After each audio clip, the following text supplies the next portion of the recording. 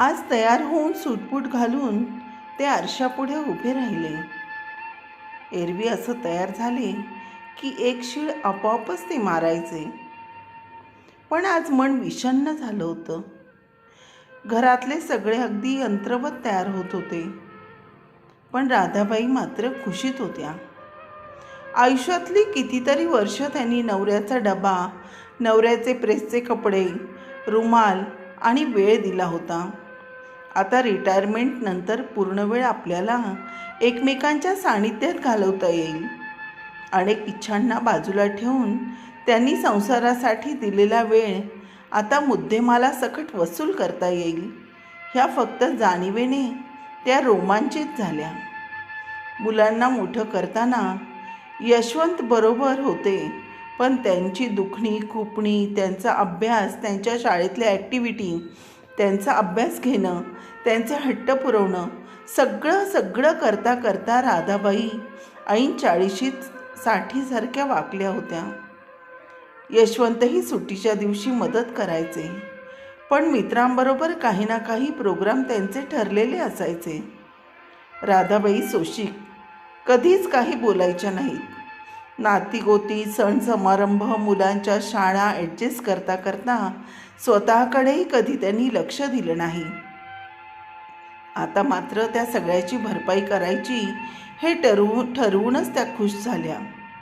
आज यशवंतरावांची retirement send off party होती, म्हणून दोनही मुलं, सुना, नातवंड, लेक, जावई सर्वजण आले होते. रिटायरमेंट नंतर काय करावं, आई बाबांनी कुठे राहावं, हा प्रश्न तात्पुरता बाजूला ठेवून सर्वजण तयार झाले. यशवंतरावांची 60 वर्षांची नोकरी, त्यांचं रुटीन, त्यांचे सहकारी, त्यांचं ऑफिस, त्यांची खुर्ची, येण्या जाण्यात होणारी धांदल, त्यांचा जेवणाचा डबा, त्यांचा घड्याळाच्या काट्याबरोबर चालणारं गतिमान आयुष्य एकदम ब्रेक लागल्यासारखं थांबणार होतं. भयानक ट्रेसमध्ये गेले कित्येक दिवस ते नीट जेवतही नव्हते, शांत झोपत नव्हते, रात्री झोपेतून खडबडून जागे होत होते. आताही त्यांना दरदरून घाम फुटला, छातीमध्ये भयानक कळ आली आणि धाड दिशी ते फरशीवर आपटले. सारेजण त्या दिशेने धावले. यशवंतराव बेशुद्ध झाले होते. घाईघाईत त्यांच्या मोठ्या मुलाने मोहनने डॉक्टरांना फोन केला. डॉक्टरांनी यशवंतरावांना चेक केलं. मेजर अटॅक आहे, त्यांना ताबडतोब हॉस्पिटलमध्ये न्यावं लागेल, ते म्हणाले. राधाबाईंचं अवसानच गळून पडलं. त्यांना काही सुचेना. डॉक्टरांच्या प्रयत्नाने यशवंतराव शुद्धीवर आले, पण BP कमी होत नव्हता. काही दिवस त्यांना ॲडमिट राहावं लागेल, डॉक्टर म्हणाले. पण मुलांची जायची गडबड सुरू झाली. राधाबाईंनी मोहन आणि शरद दोघांनाही थांबवायचा खूप प्रयत्न केला. पण अगं आई, ऑफिसमध्ये सुट्टी टाकून आलोय, जावं लागेल, असं सांगून सगळे परत गेले. सायलीचा मात्र पाय निघेना.